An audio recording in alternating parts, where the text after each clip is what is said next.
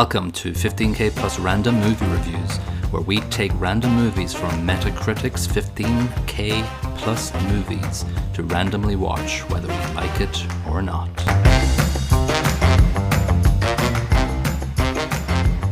Hello and welcome to episode 37 of 15K Plus Random Movie Reviews. This is Colin.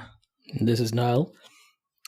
And this is random movie number 13,368. It's Dumb and Dumber. We were surprised that it was so low.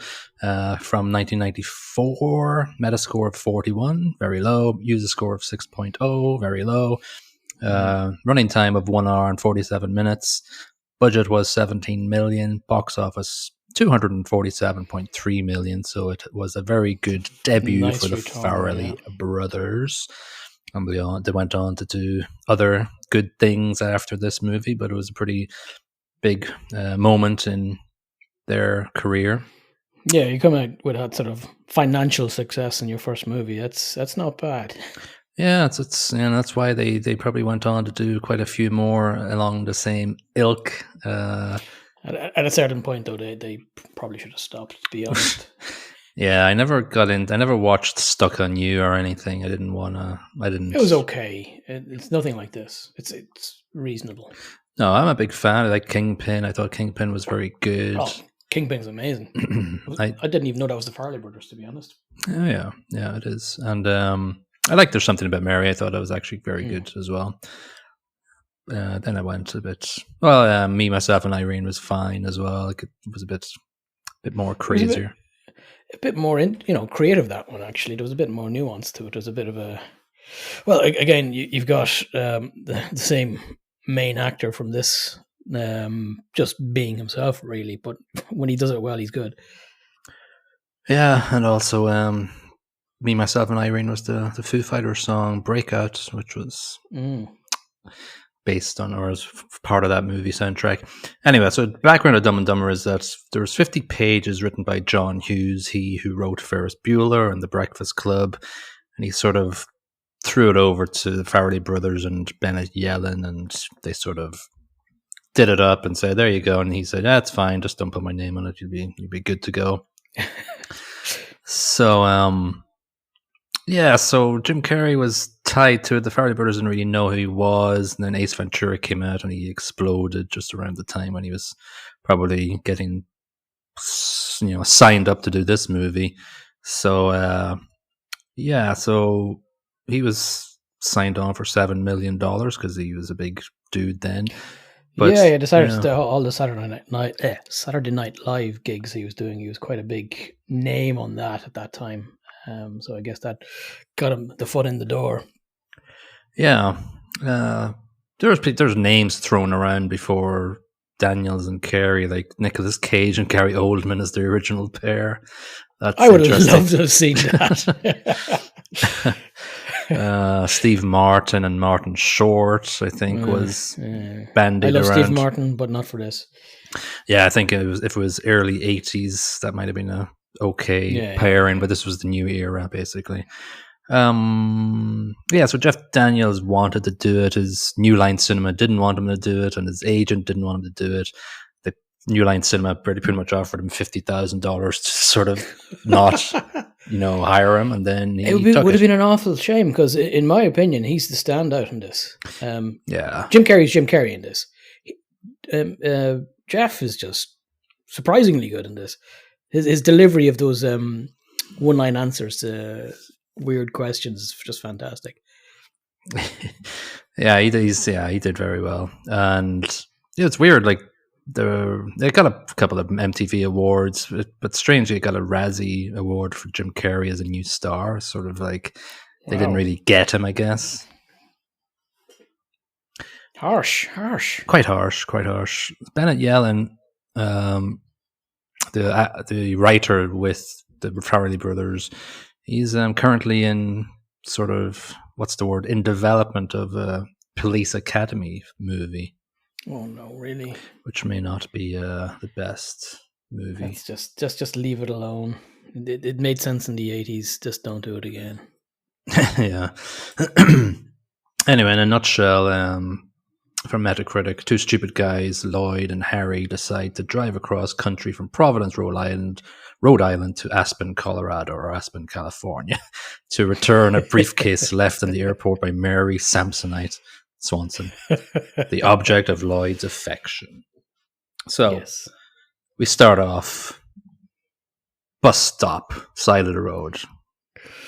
Yeah, a limo pulls up, back window goes down, and Jim Carrey's head sticks out the back window and says, "Can you tell me the way to the training hospital university thing?" To this attractive young female on the side of the road, and she gives an answer, but with an accent, and he goes, "Ooh, that's a very interesting accent. Where are you from?" New Jersey? New Jersey, yeah. And she goes, "No, Austria." And he goes, put another shrimp on the barbie, which I think is very hilarious. Yeah, it's very funny. It's a good start to the movie. Like either it is. It sets the scene. Yeah, there was just the window rolling down to his gormless face and his, his sort of. It's the beginning of a sort of a plastic face movie where he basically makes a lot of the scenes himself and makes them more funny than they are in script. I heard there was a lot of ad-libbing and a lot of things that were his idea throughout the movie. And I think his plastic face is kind of another character to it of its own, really. He makes the character himself with his weird ass face. Yeah. And Jeff Daniels pulls a few faces a few times as well, especially when his foot goes on fire later on. Just give me the goddamn number. Just give me the goddamn number. So as we were saying before we started recording here, it's going to be really hard to go through this without going through every line of dialogue, but we're not going to be able to do that. Might be a problem. Yeah, we're not going to be able to do that. So we're just sort of going to sort of generalize each scene as it goes along. I was quite surprised rewatching it again that it takes so long for them to get to Aspen. Really, like it's really not that long they spend in Aspen. It's like, I don't know, 40 minutes of the 1 hour and 47 minutes. What's in most of the memorable stuff to me is in Aspen. Yeah, I think so too. Like rocking up in the suits, just amazing. Yeah, exactly. All right, so basically, Lloyd is the limo driver, and then it cuts to Harry as the mud cuts sort of driver, dog van. Basically, it's one of the memories of my youth. I remember watching this as a kid and the dog van, and just chuckling to myself, just thinking how awesome that was. Yeah, it's a very memorable sort of motif in the thing. Anyway, he's sort of like, he's got these dogs and he's giving them food and everything. He's late for a delivery and he drives very recklessly with all these food things. Well, he has to give them hot dogs because that's what you give dogs, right? And you got to have ketchup and mustard with that, right? Yeah. So so we're introducing these two characters and how sort of gormless they are, or aka Dumb and Dumber, I guess. I don't know if a movie would get the green light to be called this in this day and age. Probably not. Probably not. No. It's a type of humor that's kind of died off as well. Like, it's not as any movie that I've tried to watch recently enough with a similar set of humor, it doesn't really hit the mark. I think this gets a bit of a pass in my mind when reviewing this, because it does hold a special place in my heart from when I was a kid watching this. Yeah. As I said last week, I think, I remember just gasping for breath at certain scenes as a teenager, and I think it just stands out because it came out in '94. It was the slap bang in the middle of the '90s. Lots of things going on, and I think it was the start of this sort of raucous comedy that went there in quotation marks. It went there. Yeah. So I think, again, I'm going to try not to go through every scene, but, we get introduced to them both in their different professions. Lloyd rocks up to Mary Swanson's house to pick her up for the airport and knocks on the door like 100 times, and which I just found was quite funny. And then one thing to mention is he there's a bit of a mouth spray thing, and it goes in the opposite direction, and that happens a few more times through the movie to humorous effect. Yeah. And so, like, I think we get into the whole sort of what sort of movie it's going to be and how kind of smart it's going to be with the dialogue when Lloyd is talking to Mary in the limo, and just the different things he says, you know. Yeah. Like, you going to the airport, huh? Yeah, flying somewhere. Yeah, exactly. Yeah, and it's like, and that's mirrored later on with Harry going, "Yeah, your skis, both of them." Yeah, that had me in stitches again. For I forgot that joke. And again, the delivery. It's the delivery. Perfect. Yeah. Yeah, it's just him standing there, like, with his vacant look on his face, filling his van. With the leg kicked up so he can put the nozzle into the tank. Yeah, That's brilliant. Yeah, so, like, you know, he's in the limo. Harry gets the dogs to the dog show with mustard and ketchup all over them, and so you're kind of, so he's fired. Lloyd gets to the airport, and I hate goodbyes. The super awkward hug of dragging her in. Time. Yeah. I think you get to the thing where you just get to the point very quickly where, you know, Jim Carrey's going to nail each of the scenes that he's in. Yeah. So he's sort of driving along, and he sees Mary Swanson, and he bangs into a car and the airbag. He has to wrestle with the airbag in his face. Then another comedic moment of genius of acting. And obviously, it's the big thing where he sees her walking away without the suitcase, and that pretty much starts the movie off and what the whole movie is about. It's about them getting the suitcase back to Mary Samsonite. And they do it with style. Yeah. So, so you see then, you see two baddies then. I totally forget their names. Why did I not write their names down? And why do I not remember their names? It's somewhat incidental. The gas man. And the unimportant lady. Yeah, it's like Casey or Stacy or something like that. Yeah. But it doesn't matter. She doesn't really do anything.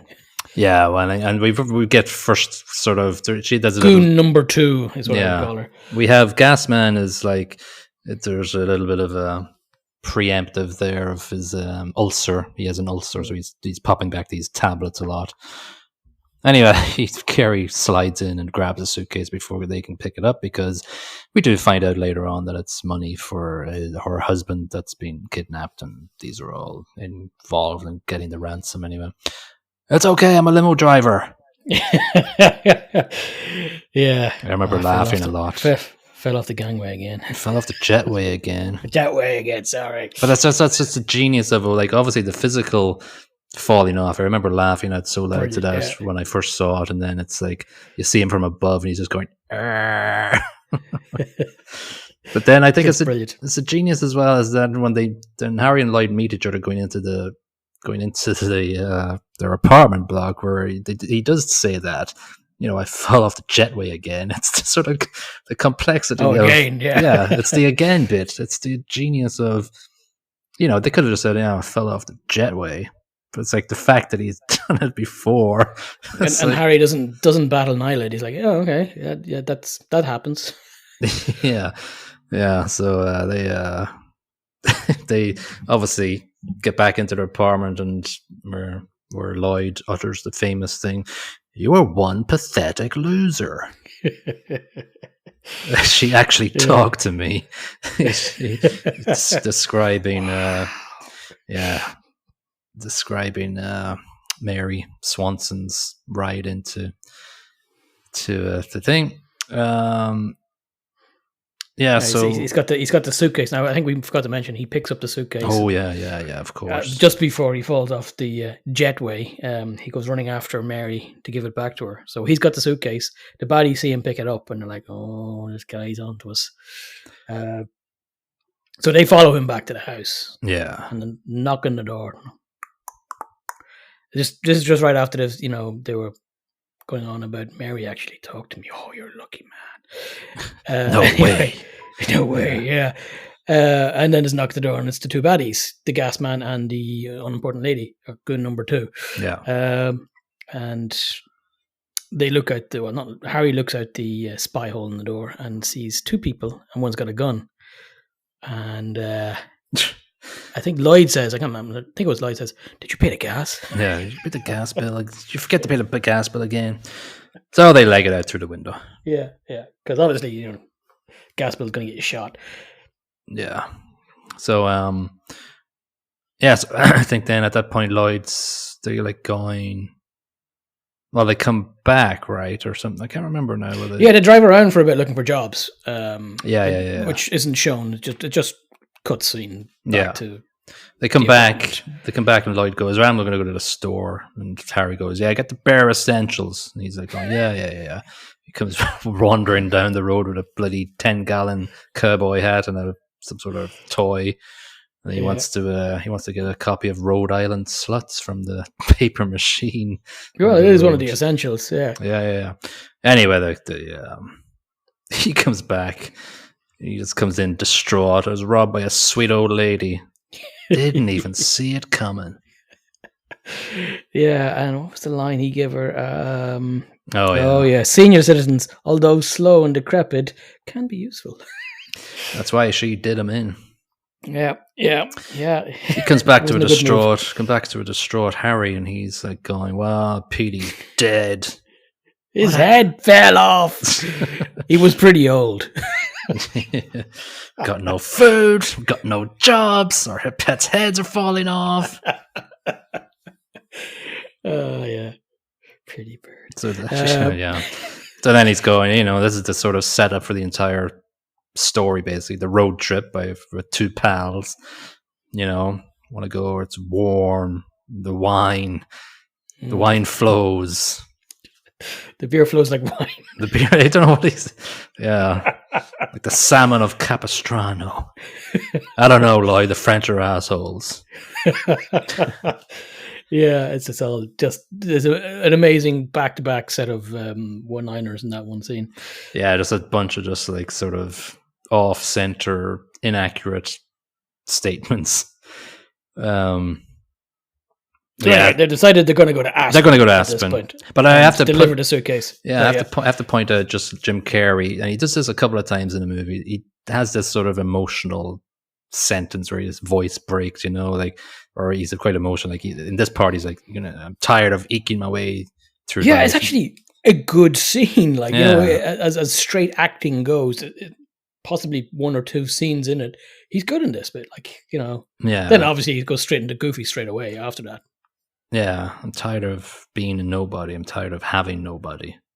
Yeah. And Harry just goes, "All right." Real emotion. And he's like, bring it in. Big hugs. Stop crying. Yeah, that's it. Yeah, that's it. All right, off they go. Jesus Christ, we'll be going through every fucking But before they get out the door, or as they're driving down the road on their way to Aspen, Lloyd is eating a packet of potato chips. And Harry says, "Where the hell did you get the money for that? I thought we'd talk about all of our expenditures." And he's like, "I sold a few things." Yeah. What did you sell? Dead bird. Petey, yeah. And then it cuts to I can't remember the boy's name. I didn't write it down, but he's a blind boy. Who was sold to. And he's just petting the little bird. Pretty bird. It's disturbingly wrong, but kind of funny. It's Petey with some industrial tape head. Yeah, his neck's sort of stuck back on again. Yeah. Anyway, they stop off and they're on their way. The road trip has started. And got to talk about Seabass. We have to talk about Seabass. It's an important scene which comes back later to kick him in the ass, literally. I didn't get the whole excuse me flow bit to the waitresses. Like, all right, but like the TV show, it's like, okay. That's some reference. Popular culture reference that I don't know. I didn't bother looking it up either.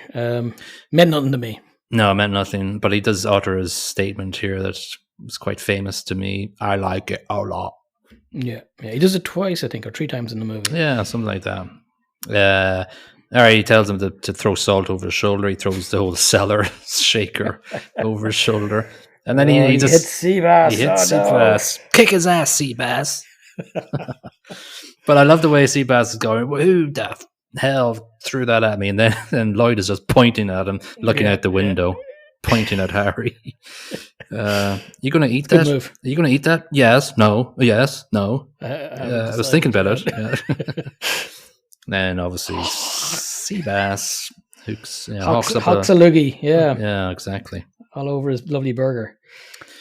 Yeah. So of course Lloyd then is like going, all right, well let's I've had an idea. Yeah, I think yes, I've had an idea. I've had an idea.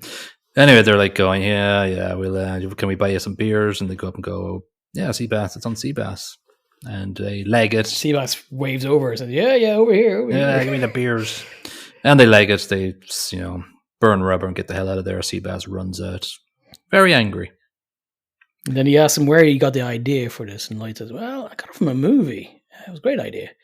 Oh, and then at the end of the movie, he gets away and no repercussions. No, he gets his throat slit. Yeah, he gets his throat slit. What? Keep driving. Yeah. I need to pee. Yeah. Unfortunately, now we have to mention the next scene because it's also very funny. Pull over! No, it's actually before that. Lloyd has to go, so he has to pee in several bottles, and they're jingling and jangling in Harry's hands as he gets caught by a police officer. Pull over! No, it's a cardigan, but thanks for asking. Pull that vehicle over. Yeah. I forgot that line. I love that. Pull over. No, it's a cardigan. Thanks for noticing. Yeah. You boys been knocking back some of Grandpa's cough medicine, have you? Shut the hell up if you know what's good for you. He was in something about Mary as well. That's right. He was the hitchhiker. He was the 5-minute abs hitchhiker. 5-minute abs. Yeah. Anyway, he drinks Lloyd's pee and get the hell out of here. Tic Tac, sir. Yeah. See, everybody listening to this will be like, "You guys are just sitting here guffawing at lines." Yeah, well, that's but they are amazing. Yeah, I can't go past it. I can't skip any scene. Anyway, we have a very brief interlude here where we introduce Nicholas, who's like this family friend of Mary Swanson, and he's like in their family home, just talking about the kidnapping. You know he's a bad one. Yeah, he's a bad guy, and that's pretty much it's obvious from whatever. that point. Yeah, even though at this point it isn't introduced that he's a bad guy, it's obvious. Yeah, it's obvious. But we have to mention the next scene too, because it's Lloyd daydreaming as he's driving. It's amazing. As he brings the suitcase, yeah. And now, one thing I didn't notice in my back then, but I do now. Like, so he's daydreaming. He's having dinner with Mary, and the waiter starts slobbering all over Mary. But I love the way the waiter, and I didn't notice this before. He just drops Lloyd's plate, like just roughly in front of him, and just places her plate so smoothly, and then starts. It is kissing actually her hand. Well shot, that bit. Yeah. A bit nuts, like. Yeah. And I may have seen this, but in the previous scene of the dream, where she's and he are sitting around with a bunch of friends wearing Xmas jumpers. Yeah. I think I seen Will Farrell in the background just for giggles. Really? I didn't. Yeah, as one of the jumper wearers. I hadn't had time to Google it and make sure I'm not talking out my ass. It's possible. It's possible. It is possible. There's no mention of him. Like I looked up a lot of trivia today about Dumb and Dumber, and I don't see him mentioned. Maybe it was just a Will Farrell lookalike. Yeah, maybe. Anyway, the whole restaurant scene, dream sequence is amazing. Like Bruce Lee, but again, it's Carrey carrying it. He's just doing all these weird sort of movements and noises from his mouth, and just crazy and amazing. They just let him go and just you be you, and he fills like 4 or 5 minutes of him just jumping around the place like a lunatic. Yeah, which works.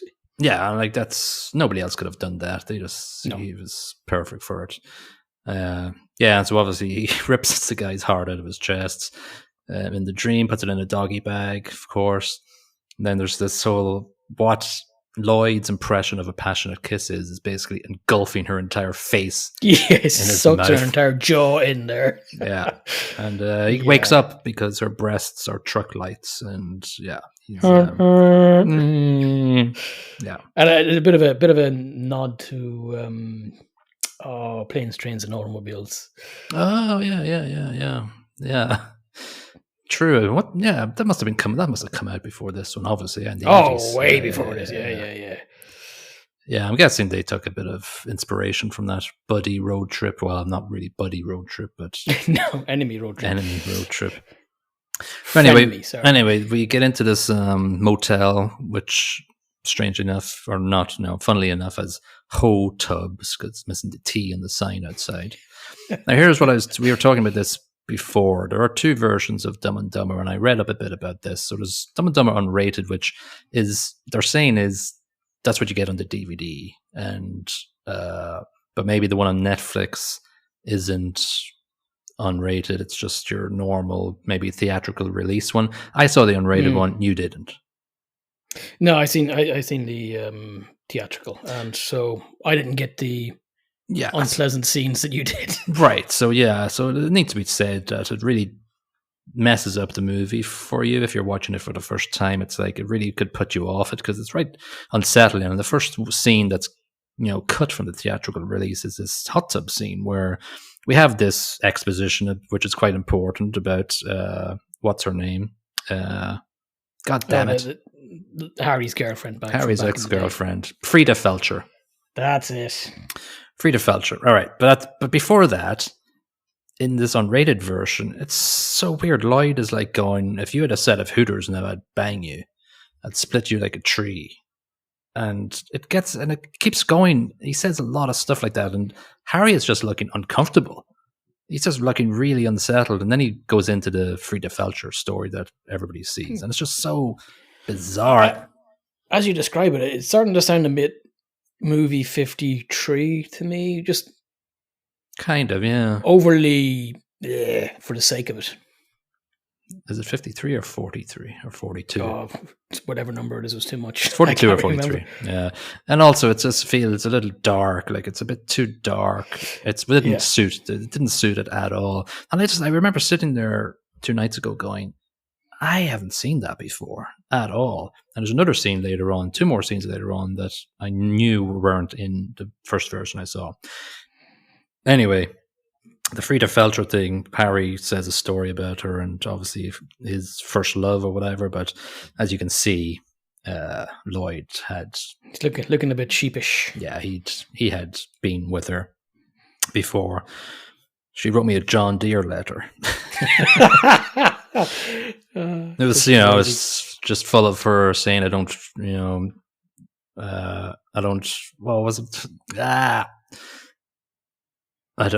listen to her enough. I don't know. I wasn't really paying attention. Something like that. Just funny. Yeah, and that line is kind of a perfect example of 90% of the lines that Jeff has in this. Yeah. Beautiful deadpan delivery of, he sets it up in the first line and then knocks it out of the park with a really stupid second line to follow up. Yeah. It's great. Yeah. So we leave it on that scene. Like, it's obviously, it comes back later on. Obviously, Lloyd had been with Frida Felcher and stole her away from Harry. Oh, actually, just one line from that I want to throw up there. I know it'll take all day to go through all the lines, but Lloyd asks him a question in the tub. Did some little filly break your heart? And he goes, no. It was a girl. I love it. Oh, my God.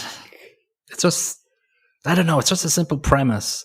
Where if you sat down with somebody and went, all right, we're going to make a movie where one person says something to another person and they just take it the wrong way. And that's our recipe for the script.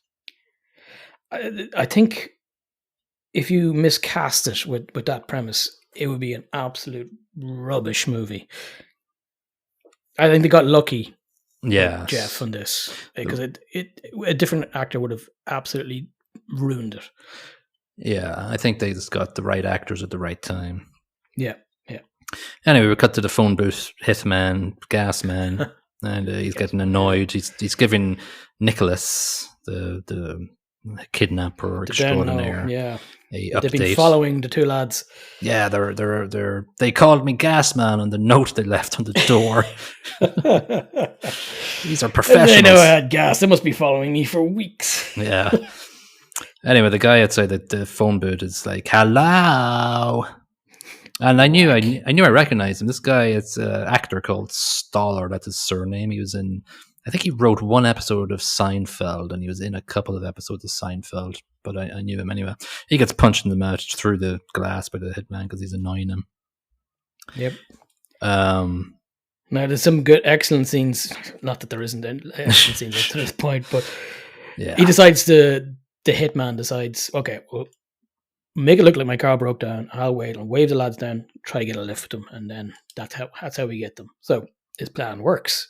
He gets into the back, and as they're driving off, the two lads go, "Oh, look, some more people needing a lift." That's the entire Mexican family. Yeah. And before they picked him up, sorry, the two lads are singing, annoying, and fighting, and he's just going absolutely crazy because they are so effing annoying if you're stuck in between them. And they start singing Mockingbird. Yeah. Which is he reaches for his gun. He's like, "That's too much. I'm just gonna do them now." Yeah. I don't know, no, lads, we can pick these guys up. That'd be great. And they have a guitar and they start singing Mockingbird with the two guys. And he's just sitting in the middle, his eyes wide, and he's like, "Arr!" His ulcer. He has to take a few more tablets. The whole you want to hear the most annoying sound in the world? That's ad-libbed by Carrey as well. Is it? Yeah. It's very Carrey. Yeah. So Daniel's had to roll with that one. But yeah, that's just. I think when the two characters get to interact with normal people is where they come out. It comes more. Obviously, they have great lines with each other, but when they interact and share their stupidity and dumbness with the outside world is when it really comes into itself. And that's why I think, the Aspen should have been elongated a bit more, Yeah, because it's, for a lot of it, it's just the two guys, which is great, don't get me wrong. But I things like, actually, Jeff's date with Mrs. Samsonite, where they're skiing, is brilliant. Yeah, it's great, yeah. And it should be more of that, the two lads interacting with other people and, shenanigans ensue. Yeah. Well, we have to mention the next scene as well, because they stop off at Dante's Fiery Pepper Diner. Yeah. Why don't you guys try and eat it? And they eat it, and there's another scene that I remember just gasping, laughing at, and I laughed. Mustard and ketchup. Oh, the mustard and ketchup works a bit. Yeah, and they spray mustard and ketchup because they eat one of these, Dante's pepper. Anyway, he goes out and goes, "Yeah, these guys are idiots." So they're inside putting the hot peppers into his burger. "Why don't you eat up and we'll tell you all about it?" Yeah. And they start telling him as he's about to bite into it, "Oh yeah, we're just going to Aspen to drop off the suitcase. So we don't know who she is, but it'll be nice to drop it off." And he's thinking to himself, "These guys are idiots." Yeah. Then he chomps, and his reaction, but their facial reactions are just amazing. I just love them both. Chuckling to themselves. As "Yeah, why don't you eat up? Then we'll talk." Yeah. It's brilliant. But when he's going he's going red and just it's affecting him. I just love Carrey. He just kind of mouth agape, enjoying it so much. So dumb to the seriousness of it all. Yeah. So he falls on the floor and he does CPR by kicking. I don't know. Pile driving his legs. Out with the bad, in with the good. Out with the bad. Smashes his chest with two fists. Yeah, with a basically a wrestling move. Spits his salad out and starts to give him CPR. Then he asks for his tablets and pills. Pills are good. Pills are good. Yes, I have that quote down. And he gets the pills. Oh yeah. Unfortunately, they're not the right pills because Mr. Assassin Head had brought some rat poison to do the lads in. It doesn't work because he gets fed his own pills. Yeah. And check, please.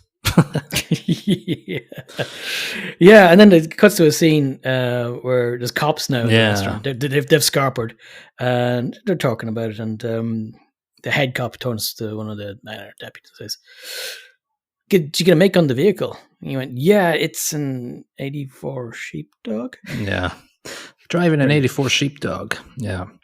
Anyway, next scene again we have to mention is the gas station. Skis, huh? Yeah, as we mentioned before. Yours? Yours? Both of them. Both of them? Yeah. That's just amazing. That's comedy gold. So Lloyd's in the toilet and he's reading the thing. Be here for manly love at 9:15. 2:15. Or 2:15 a.m. Yeah. He looks at the watch. Ding! It's like, yeah. And he got the sinister music plays and he's like, oh, crap. Yeah. In the meantime, so he's like, then the door, 2 feet appear under the door, opens it up, it's sea bass. Now, here's another scene which is elongated a bit, which I knew was different. It's just a bit more explicitness, a bit more sinister, where I think just keeping it vague and, hazy is good. The joke where you don't really think that the guy had a chance to yes is better, where there isn't the concept of sexual assault, whereas what you described sounds horrific. Well, he takes down his pants and he's got these cheetah G-string and he grabs himself. Is that in the normal movie? I don't think no, it is not, and that would not be as funny because it's kind terrible. of lighthearted. Yeah. No, it's crap. It's you don't need that extra sort of. And then there's a lot of because there's a scene where then Jim Carrey's lying on the ground sucking his thumb and he's clearly traumatized. Yeah, and it's funny in the theatrical cut because he hasn't been hurt. Or, exactly. He's just been scared by a large man threatening him. That's it. And CPAS actually says to him in this unrated version, "I'm going to rape you and kill you." See, that's not great. No, it's terrible. I'm really happy I didn't see that version. Yeah, I kind of want to see the theatrical version now and sort of wipe that from my mind. Now, I want to ask you something after this, but Harry's on fire outside. Fire with a lady. Yeah, with the lady. But not in a good way. No, he drops a match after lighting her cigarette. So his leg is on fire because he spilled fucking gas in the last scene. For God's sake, just give me the goddamn number. Yeah. Which doesn't work. Obviously, she just dries off. Yeah. So he runs in, smashes Seabass into the wall, and puts his fire out in the toilet. The toilet. Happy place. All right. So the next scene, I think, is not in the normal scene. It is not. They're in the car, and Lloyd is just quiet. He's curled up in the seat, and Harry keeps pestering him about the assault that just happened to him and what he might be now and things like that. And this is the same actually. Sorry to hark back to this is the same back in the hot tub scene. Because Lloyd says to him, after he says, "Oh, if you had breasts, I might blah, blah, blah." He said, "Yeah, you'd probably like it, you big homo." He says that in the hot tub. Get out of town, really? Yeah. Wow. I was like, no, this isn't Dumb and Dumber. Yeah, that's a different spin on the whole thing. It's actually, it makes those scenes really dark when they don't need to be. So that's not fun. So this van scene, he starts I can't remember, I was kind of wiping it out of my brain, but Harry's like just constantly pestering him. He keeps on going, and then finally they're just both laughing. See, in the theatrical version, he annoys him for about 3 seconds, and it's left alone. Right. Yeah. Christ. Yeah. Anyway, they get on with driving. Now. God damn it. Yeah. Anyway, they get on with driving, and big gulps, huh? Well, see you later. Anyway, he drives in the wrong direction. Goes to Nebraska. For at least 5 hours. I'm not sure how long. Yeah, on his way to Lincoln. Because he's busy holding Harry's nose instead of looking at the road, and he missed some road signs. Yeah. Left for Aspen, right for Lincoln. Yeah. So Harry wakes up with the plateaus of Nebraska.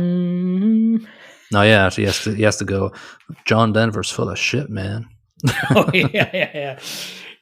Anyway, they have an argument because Lloyd just drove halfway across the country, and we do get that.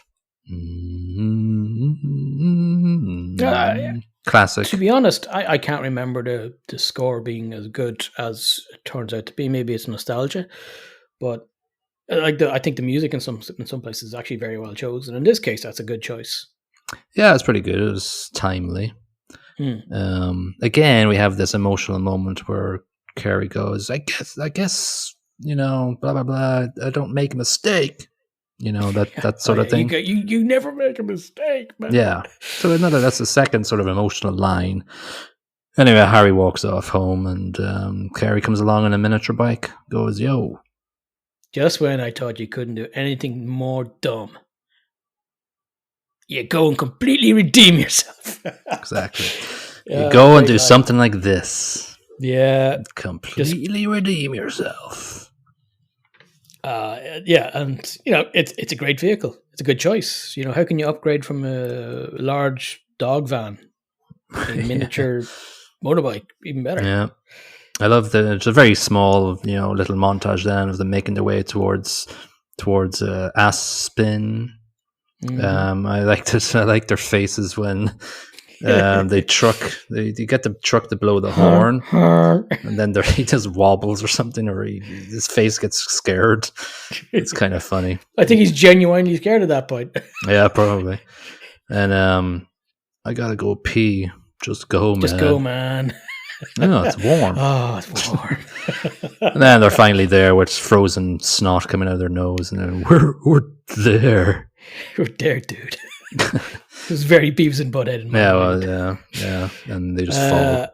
Yeah, the Jim stands up and he's got Jeff stuck to his back because obviously the pee-pee has frozen. Yeah, it's a funny entrance. A funny moment. Yeah, and we're finally there in Aspen. Like I don't know. There's like half an hour left, and it's like 3/4 of the movie to get to this point, and most of my notes from this point on. Yeah.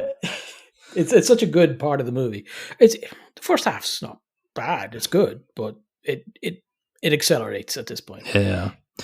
Well, anyway, so they there's things that happen, but the main point is they go, well, let's go and find her immediately. Okay, what's her name? I don't know. Swinny, Swami, Slippy. It's on the suitcase. No, and he does actually say Swanson, and he goes on. He does. Yeah. And then he notices the suitcase, and it puts them off. Oh, Samsonite. I was way off.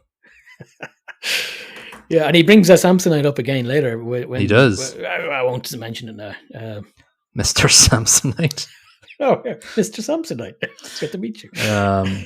Anyway, this is probably the pivotal time of the movie where they are outside and they're warming their hands at a fire. And Harry goes, I can't feel my fingers, man. Yeah, maybe you should take my second pair of gloves. And he's like, what? You've got extra gloves? Yeah, we're in the Rockies.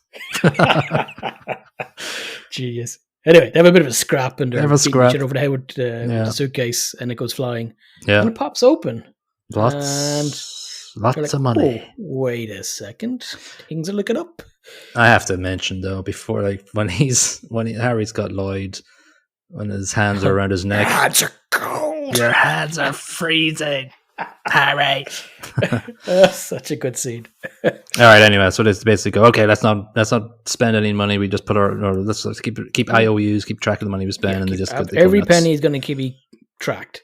Yeah. Then next scene, Pretty Woman starts playing in the background, and it's a montage of the two lads spending all the bloody money. Yeah. Well, no, actually, before that, it's Lambo gifts tips to the staff, crying into the dollar notes, and then they see the advertisement for the gala ball. And then it's the Pretty Woman montage. Oh, my where they go looking for the suits. Yeah, they get their suits. Amazing suits. They get their nails done, the shave, and everything's weird, and they've got terrible bodies. So they head to the Wildlife Society, and they go in, and the guy goes, I'm sorry, this is $500 a plate. Oh, here you go. we'll take 4 plates. And then he does his mouth spray again, and he puts it into his face. In the guy's eyeballs. That is Nicholas, actually. That was Nicholas, the bad guy that stopped them. He gives Nicholas back some of his own money. Yeah. Just to rub it in. They go in fighting with their canes. They're going to like play it cool, man, and play it cool. Look at the fun bags in that hose hound. I'd like to eat her liver with some fava beans and a nice bottle of Chianti. Yeah. All right, let's get a couple of bowls of loudmouth soup. It doesn't stop like that. No, it's crazy. Just keep coming. It's like we could basically say the entire dialogue from now on at this society thing. So they're at the bar, and he's like going, "Oh, there's Mary. Go over. I can't go. Go over and get her." And so Harry goes over. Nice set of hooters you got there. I beg your pardon. Owls, your owls. Oh, the owls. Yeah. They're beautiful. And so he basically gets. He actually tries 3 or 4 times to say, "Oh, my friend over there," and her mother-in-law, or her mother-in-law or something, or mother comes over and starts badgering him, and he's just kind of going, "No, my friend, all right, sure, friend. What time?" So you kind of just basically, because clearly he wants to. He wants to take Mary on a date, and he was supposed to be bringing Harry, or bigging up Harry, but he's like, big up myself, maybe. Yeah. So he goes back to Harry, goes, "Yeah, you're in tomorrow, 12:30, bar, lobby. Time for some bubbly." Dead hooter. By hooter. The one of 14 hooters in the world, apparently. Oops. Yep. All right, so next day, he shows up at the bar, and Harry goes for his outing with Mary Swanson. Oh, look, Frost. And he's stuck to the thing, very much like Christmas Story, if you've ever seen that. There's a line that she comes out with in just before the licking of the frost. She says, "Oh yeah, I haven't got out of the house much, family problems, but I don't want to bore you with those." And he goes, "Oh yeah, thanks." Yeah, yeah. Excellent. It's those conversations, I tell you, with the normal people that are the best. And the Todger Snowman. Don't forget the Todger Snowman. Oh yeah. Well, finally, she rips his head off the pole. Yeah. And then the snowball fight that follows directly after that is just brilliant. It's crazy. She chucks a little bit of snow at him, and he's like, "Oh, okay." Ups the game, and then proceeds to pretty much assault her physically, ramming her head into the ground. It's just like they don't know how to interact with normal people. They just have themselves, they have each other, and their relationship for their entire lives has just been inappropriate and dumb, basically. So he doesn't have a clue how to react or play or do anything socially. Every social interaction is like the 2 lads coming in with the new suits, whacking each other with the canes. That's their normality. Yeah. Lloyd, in the meantime, is waiting at the bar, and we see the lady who was in the gas station with Harry. She sidles up to the bar and giving out about her boyfriend. The barman's going, "This one's on me." They're giving him a beer, and he goes, "Yippee!" And then she's telling the story. He burps in her face. Yeah.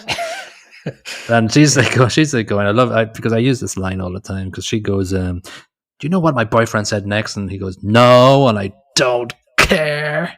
I really like that. It's a great line. All right, so then basically Lloyd sees Harry dropping Mary Swanson off, so then we get into the next scene. Oh, it's time for revenge, baby. But I do like a line in this next sentence when Lloyd and Harry are discussing why he was stood up. And Lloyd, I just figured she was a raging alcoholic. There you go, that's it. Yeah, I was wondering why you wanted to meet her at 10 a.m. in the morning. Such a great line. Great line.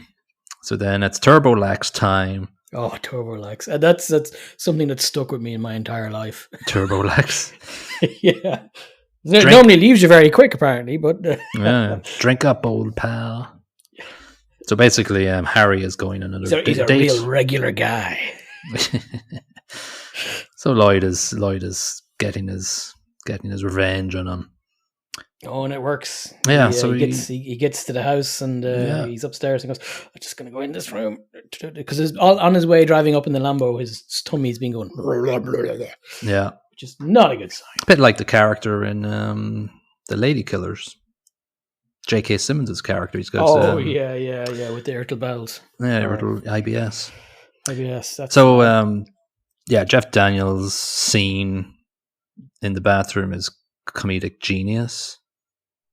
But you were telling me there's an extension to it again in the non-theatrical version. There is. It elongates it and loses its comedic shine a bit, but it's still okay funny, but it just doesn't fit right. So basically what he does is he, at the end of it all, because the toilet's not flushing, let's just make sure we acknowledge the whole, ejecting of his bowels and the facial expressions he does first. Jeff's facial expressions as is happening is just perfect. Absolutely perfect. It's hilarious. Absolutely hilarious. Yeah. I was just shaving. Just shaving. Yeah.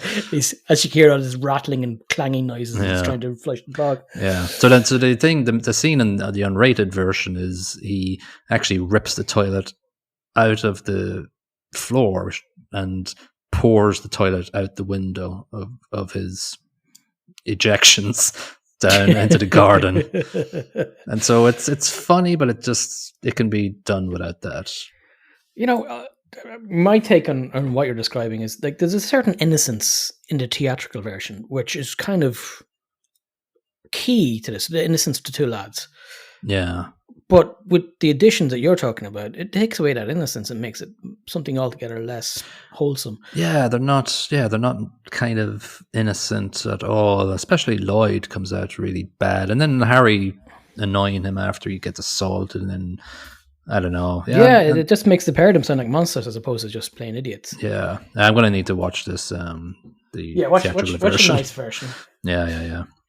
Anyway, Lloyd shows up and goes, "Yo, I have hey, remember me? No, not really. I have your suitcase. Let's go to the hotel and let's grab it." So he gets there and we cut to the part where he's doing this rehearsal speech. Yeah. And when she comes back out, I think just jumping on that line. I just remembered it when I was a teenager. I just thought it was so funny because he basically says, every time I see you, I feel like a schoolboy again. I just love you so much, whatever. Then I desperately want to be with you. Then when she comes out, he goes, Mary, I desperately want to make love to a schoolboy. Brilliant. But then brilliant. Then his reaction to it though is like, no, what? No. That's not what I want to say. What's the chances of a guy like you and a girl like me? Not good. 1 in 1 million. So you're telling me there's a chance? Yes. Yeah. All right. Anyway, he obviously he hears as 1 in a million. You're 1 in a million type thing. And yeah.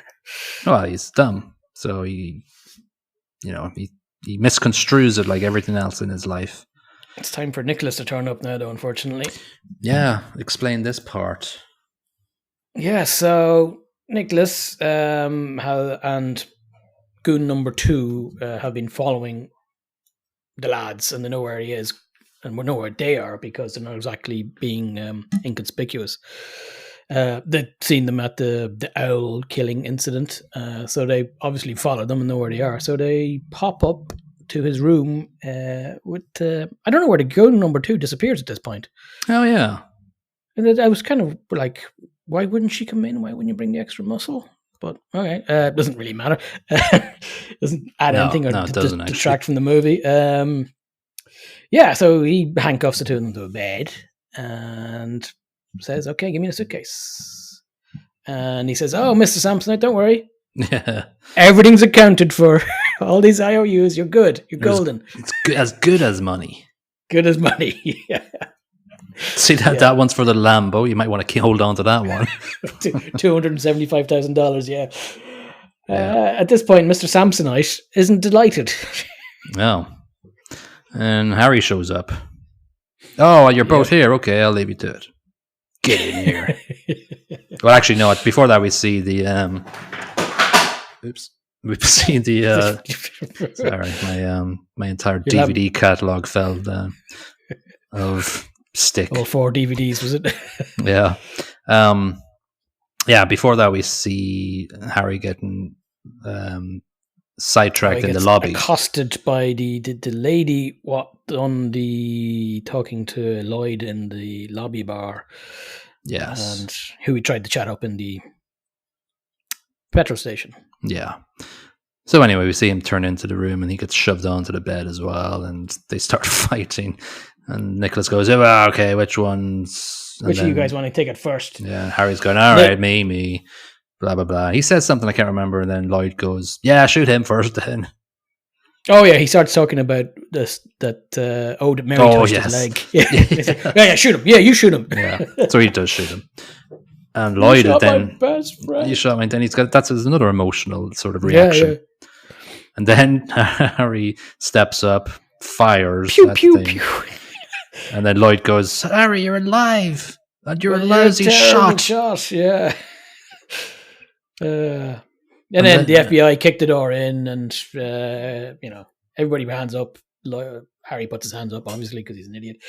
And then Lloyd asked the question, "Oh, you got a bulletproof vest. That's great. What if they shot you in the head?" He's like, "Yeah, what if they shot me in the head?" And then the lady from the rest stop / petrol station goes, "Yeah, there's a chance we're willing to take." Yeah. And we're near the end here. Near the end, our listeners will be happy to hear as we went through every scene. Apologies.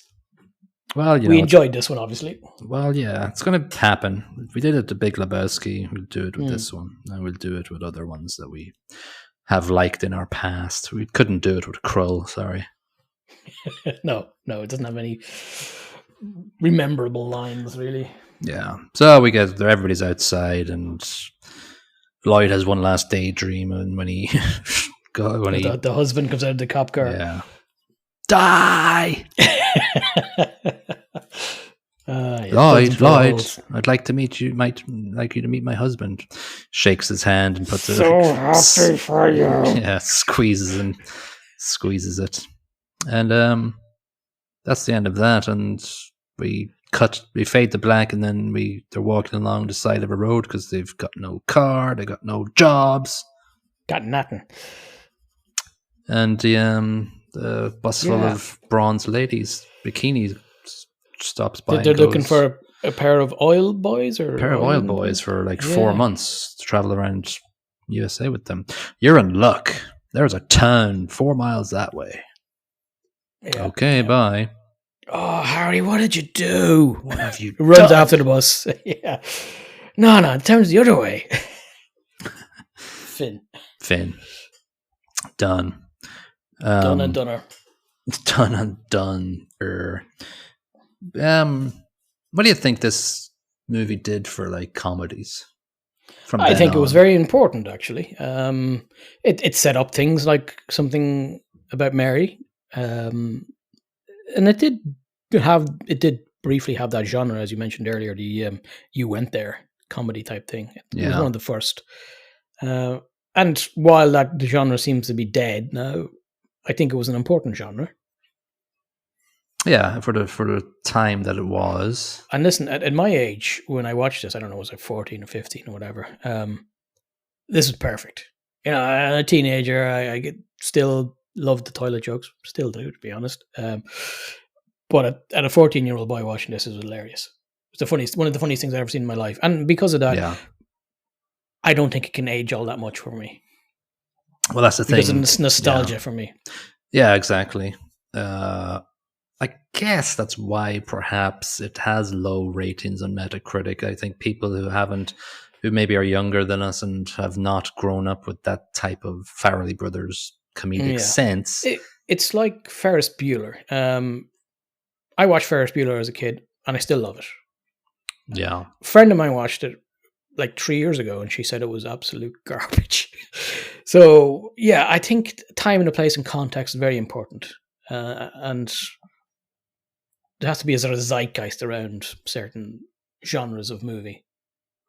which they don't work anymore, or they will only work at a certain point in time, I guess. I think this may be one of them. Yeah. Do you we talked about Jeff Daniels and Jim Carrey's different approaches to the movie. Obviously, do you think obviously they're totally different, Very or are they different quite actors, similar in their delivery of their dumbness? I think they're actually quite different. Like Carrey's approach is very physical, whereas Jeff's is more a timing thing, where he times the delivery of a line and he just gets it millimeter perfect. It's beautifully delivered. Whereas it's all facial expressions and body weirdness with Jim Carrey. Yeah. And I think they mixed well together, and it made for a memorable experience to watch it. Yeah, absolutely. If they had the same approach to delivering their comedy, what's the point of pairing the two of them together? You need to play them off each other, and it really works. Yeah, Nicolas Cage and Gary Oldman just wouldn't have done it for me. I don't know. It would be weird. It would be much more, I don't know, Leaving Las Vegas or something like that. Yeah, he would have delivered his lines in a quirky, sort of enunciated way, Nicolas Cage. And Gary Oldman doing comedy? I don't know. Well, it was the same as Jeff Daniels, and look what happened. True. All right, listen, plot I gave 3 out of 5. It's going to be my least rating out of 5 for this, just because it's a simple plot, but it's a good one, but nothing too crazy. And I think also that we should have a more of Aspen. I'll give it 2.5. Yeah. Because I don't think the plot matters. No. So acting, I'm giving 4.5 because it's one of my top. Like, obviously, look, it's not Schindler's List acting, but their acting makes the movie. I give you. I'm going to say 4, and it's because of the two guys, really. That's it. Especially nobody Jeff else matters. Nah, everybody else is incidental. They're just foils for their comedy. Jeff's surprisingly brilliant in this. It's one of the best comedic duo road trip movies. On paper, it doesn't sound like it should work, but it really does. Yeah. So yeah, I gave it 4. Just for those two guys. Everybody else I don't care about. No, they don't really matter. None of them matters. I like the traffic cop. But he's an incidental character, and he was very memorable in Something About Mary as well. Yeah, and Seabass as well was. Well, he wasn't really comedic though. The guy who played Seabass was a guy called Cam Neely. He was an NHL ice hockey player. He played for the Boston Bruins.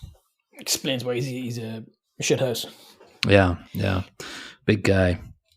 Jim Carrey and Lauren Holly married after this, and were married for 1 year.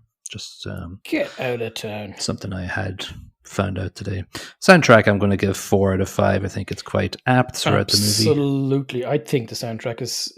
I was surprised watching it because I only watched it today. I was surprised watching it and thinking, "Wow, the soundtrack is actually quite good." And the choice of track per scene is just like the Crash Test Dummies when the two lads are working away from each other is just brilliantly chosen. Yeah. So yeah, 4 is about right. Yeah. Beck didn't give his permission for Loser. No. He was asked to give Loser, and he didn't give it when he found out the name of the movie. I don't know. Could have been put maybe somewhere. Maybe he would have after the fact, yeah. Yeah, I think it could have fit in somewhere. Production, I'm giving 4.25 out of 5. I think everything works well together. I think you're giving that high number because of the dog van, aren't you? The dog van, I don't know what else. Actually, I just can't put my finger on. I guess I'm going to be a bit more stingy. I'm going to give 3.75. Mostly, I'm giving it that because of the dog van. I love it. I just can't think of anything else where production really matters. Well, I don't know. It's not a big cinematography movie. Like, the lighting isn't all that important. No, it's a comedy, you know.